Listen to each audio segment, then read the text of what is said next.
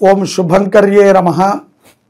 అగజానన పద్మార్కం గజానన మహర్నిశం అనేకదంతం భక్తానాం ఏకదంతముపాస్మహే.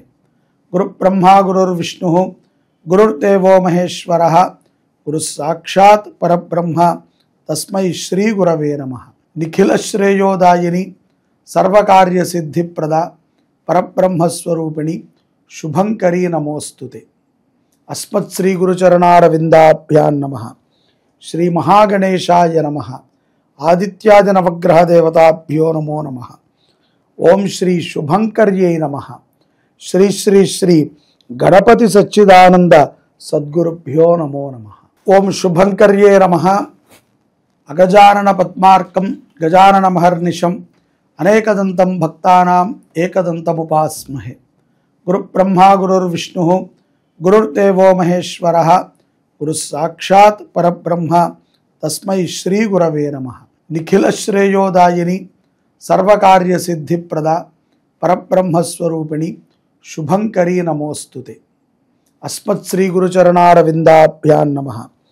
శ్రీ మహాగణేశాయ నమః. ఆదిత్యాది నవగ్రహ దేవతాభ్యో నమో నమః. ఓం శ్రీ శుభంకర్యై నమః.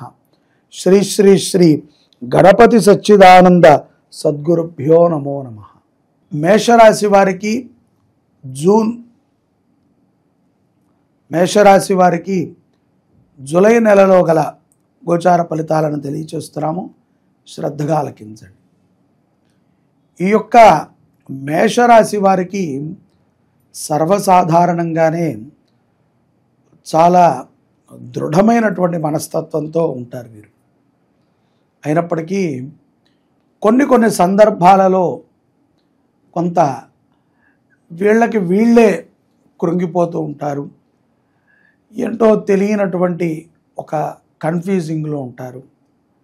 ఎక్కడో ఏదో తెలియనటువంటి ఒక అమాయకత్వంలో ఉంటారు. ఉద్యోగస్తులైనా వ్యాపారస్తులైనా మీరు తలపెట్టినటువంటి ఏ పనినైనా సరే సకాలంలో పూర్తి చేయగలుగుతారు ఈ జూలై మాసంలో. ఇది ఆషాఢ మాసము మనకి ఈ యొక్క జూన్లో ప్రారంభమైనప్పటికీ జూలైలో ఆషాఢానికి సంబంధించినటువంటి కొన్ని పర్వదినాలు ఉంటాయి. ముఖ్యంగా ఏకాదశి కానీ లేకపోతే ఏదైనా మనకి ద్వాదశి కానీ కుమార షష్ఠి కానీ దేవీ పూజకి కానీ ఆషాఢం చాలా విశేషం.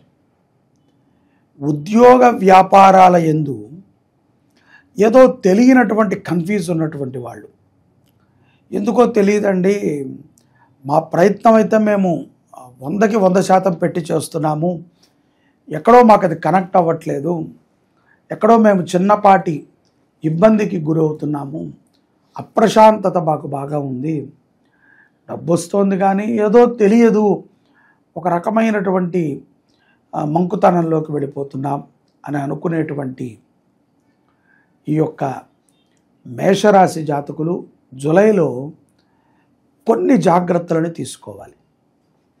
ముఖ్యంగా ఇతరులకి మీరు సలహాలు చెప్పటం మానేయండి. అది ఎటువంటి వారైనా, ఒకవేళ భార్యది మేషరాశి అయితే భర్తకి సలహా చెప్పకుండా అడిగినా కూడా కొంత ముభావుగా సమాధానం చెప్పడానికి ప్రయత్నం చేయండి. ఎందుకంటే మీరు చెప్పటం మొదలు పెడితే ఆపటం కష్టం. ఆ విషయం మీకు కూడా తెలుసు. అలాగే వ్యాపారస్తులు ఎవరైతే ప్రధాన స్థానంలో మేషరాశి జాతకులు ఉన్నారో వారు కూడా ఆలోచనతో పనులు చేయండి. అంటే ఆలోచించకుండా చేస్తామండి అని మీకు అనిపించవచ్చు, కానీ ఇంతకంటే ఎక్కువగా ఆలోచన చేయాలి.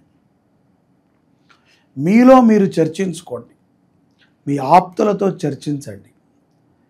ఇది కరెక్ట్ అయినటువంటి పని అనుకుంటేనే మీరు స్టెప్ వేయండి.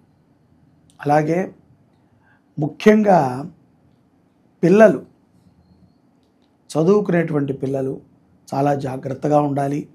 బాగా పెద్ద పెద్ద చదువులు చదువుకునేటువంటి పిల్లలకి ఈ సమయంలో కొంత కన్ఫ్యూజింగ్ ఏర్పడేటువంటి అవకాశం ఉంటుంది. గ్రహ మార్పిడి అనుకోవచ్చు, ఏలినాటి శని వచ్చాడు కదా, ఏదైనా కొంత మనకి ఇబ్బంది కలిగిస్తున్నాడు. ఇంతకాలము కూడా చాలా జోవియల్గా సరదాగా ఏదో వెళ్ళిపోయింది.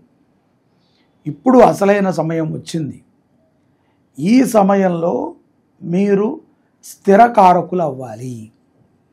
ఈ సమయంలో మీరు ధైర్యవంతులు అవ్వాలి. ఈ సమయంలో మీరు చాలా ప్రయోజనాత్మకమైనటువంటి నిర్ణయాలని తీసుకోవాలి. మేషరాశిలో వివాహమై సంతానం కోసం వేచి ఉండేటువంటి వారికి కూడా ఈ జూలై మాసం నుంచి కొంత మార్పు కనబడుతుంది, గుర్తుపెట్టుకోండి. అలాగే మనము ఎన్నో మంచి కార్యాలు చేస్తూ ఉంటాం. నిత్యము కూడా మంచి వైపే ఉంటాం. చెడు వైపు చాలా తక్కువ మన మనసులు మక్కువ చూపుతాయి. చెడని తెలిసినా కూడా తప్పక చేసేటువంటి వాళ్ళు కొంతమంది ఉంటారు. అటువంటి స్థితిలో ఉన్నటువంటి వాళ్ళు పక్కాగా మంచిగా మారిపోవాలని నేను అన్న, కానీ మీ వ్యసనాలని మార్చుకుంటానికి కూడా ఇది ఒక సరైనటువంటి సమయంగా మీరు గుర్తించాలి. అలాగే గృహోపకరణాలు కొనేటప్పుడు కూడా అనవసరమైనటువంటి ఖర్చులు పెరుగుతాయి. చేద్దామనుకున్నది ఒకటి, అక్కడికి వెళ్ళేటప్పుడు మీరు ఫిక్స్ అవుతారు ఇదే కొందాము అని, కానీ వెళ్ళాక మీరు కొనేటువంటి వస్తువు వేరు. అక్కడికి వెళ్ళాక మీరు పెట్టే ఖర్చు వేరు. ఒక్కొక్కసారి 1,00,000 తీసుకువెళ్ళి 100 రూపాయలు ఖర్చు పెట్టుకు రావచ్చు. ఒక్కొక్కసారి 10,000 తీసుకెళ్ళి 1,00,000 ఖర్చు పెట్టచ్చు. ఒక్కొక్కసారి ఎందుకో అలా మైండ్ తిరిగిపోతూ ఉంటుంది. నెగిటివ్ వేవ్స్ ఎక్కువగా మేషరాశి వారి చుట్టూ తిరుగుతూ ఉంటాయి. కాబట్టి కొంత కన్ఫ్యూజ్డ్గా ఉంటారు అని మనం అనుకోవచ్చు. ఈ యొక్క జూలై మాసంలో మనము శ్రీ శుభంకరి సేవా సమితి నుంచి 6 మురుగన్ క్షేత్రాలు మనకు తెలుసు తమిళనాడులో ఉన్నాయి. వీటన్నిటిలో కూడా ప్రతి క్షేత్రములో కూడా కళ్యాణోత్సవాలను చేస్తూ 7వ కళ్యాణాన్ని కుక్కే సుబ్రహ్మణ్య స్వామి వారి క్షేత్రంలో చేసి 8వ కళ్యాణం ఏదైతే ఉన్నదో అది మన శుభంకరి దేవస్థానం ప్రగతి నగర్లో ఉన్నటువంటి మహాసర్పవల్లి దేవసేన సమేత సుబ్రహ్మణ్యేశ్వర స్వామి వారి సన్నిధానంలో జరపటానికి మనము సంకల్పం చేశాం. తప్పనిసరిగా మేషరాశి జాతకులందరూ కూడా కుదిరితే కనుక మీ పేరు నేను నమోదు చేసుకోండి. ఇన్ని క్షేత్రాలలో ఏకకాలంగా కళ్యాణాలు జరగటం అనేటువంటిది చాలా విశేషమైనటువంటి సంకల్పం. మనకి సుబ్రహ్మణ్య స్వామి కళ్యాణం ఒకటే కాదు, అనేక విషయాల యందు మనల్ని అనుగ్రహిస్తాడు. భూ విషయాలు బాగోకపోయినా, అలాగే గృహములో అప్రశాంతత ఉన్నా, అనారోగ్య బాధన ఉన్నా కూడా మనని కాపాడగలిగిన ఏకైక పరమాత్మ సుబ్రహ్మణ్యేశ్వర స్వామి. ఈ యొక్క పౌర్ణమి తర్వాత జూలై 10వ తారీఖు తర్వాత కొన్ని మార్పులు మీ జీవితంలో కలుగుతాయి. ఆ యొక్క మార్పుల ద్వారా మంచి నిర్ణయాలను తీసుకుంటారు. కొత్తింటికి అడ్వాన్స్ ఇవ్వడం జరుగుతుంది మేషరాశి వారు. అలాగే భార్యాభర్తల మధ్య ఏదైనా స్పర్ధలు ఉంటే అవన్నీ కూడా తొలుగుతాయి. వాటితో పాటుగా ఆనందకరమైనటువంటి సందర్భాలు కొన్ని జరుగుతాయి. తల్లిదండ్రుల ఆరోగ్యం పట్ల శ్రద్ధని పెంచుకునే విధంగా మీ ఆలోచన ఉంటుంది. ముఖ్యంగా చెప్పుడు మాటలు వినకండి. మీరు ఎవరికి కూడా ఇతరుల మీద చెప్పకండి. ప్రేమతో ఉండండి, భక్తితో ఉండండి, ధర్మంగా ఉండండి. సకల విజయాలని కూడా మీరు ఇట్టే సాధించగలుగుతారు. మేషరాశి జాతకులు జూలై మాసంలో శ్రీ సుబ్రహ్మణ్యేశ్వర స్వామి వారి దివ్యక్షేత్రాలు తమిళనాడులో మనకు ఉంటాయి. ఇవి 6 మురుగన్ క్షేత్రాలు. ఇవి చాలా విశేషమైనటువంటివి. కొన్ని పర్వతం మీద ఉంటే, కొన్ని సముద్రం దగ్గరలో మదురై దగ్గరలో ఉంటాయి. ఈ యొక్క క్షేత్రాలని జీవితంలో ఒకసారి దర్శిస్తేనే మహాపుణ్యం. అటువంటిది ఈ యొక్క క్షేత్రాలలో ప్రతి క్షేత్రములో కూడా మన శుభంకరి దేవాలయం నుంచి ఉత్సవమూర్తులను తీసుకువెళ్ళి కళ్యాణోత్సవాన్ని చేయించి 7వ కళ్యాణాన్ని కుక్కే సుబ్రహ్మణ్యేశ్వర స్వామి వారి సన్నిధిలో చేసి 8వ కళ్యాణం ఆషాఢ కృత్తిక అంటే ఆఢీ కృత్తిక స్వామివారికి సుబ్రహ్మణ్యేశ్వర స్వామిగా శరవణ భవుడిగా నామాన్ని స్వీకరించినటువంటి రోజున మన దేవాలయంలో 8వ కళ్యాణాన్ని చేస్తున్నాం. ఈ 8 కళ్యాణాలు కూడా మనలో ఉన్నటువంటి 8 కామ్యాలకు ఉపయోగపడుతుంది.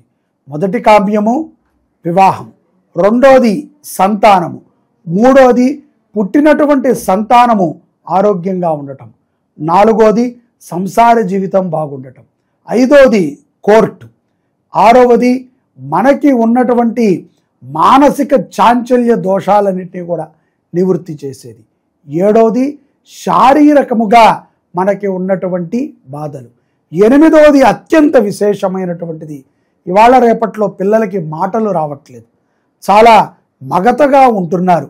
ఎంతకాలమైనా సరే ఈ యొక్క ఆర్టిజం ప్రాబ్లం చేత మాటలని పలుకులని పలకలేకపోతున్నారు. అటువంటి ఆర్టిజం సమస్యల నుంచి తొలగించబడుతుంది. కాబట్టి ఈ కళ్యాణోత్సవంలో ప్రతి ఒక్కరూ కూడా పాల్గొని శ్రీ శరవణ భవ సుబ్రహ్మణ్యేశ్వర అనుగ్రహాన్ని పొందండి.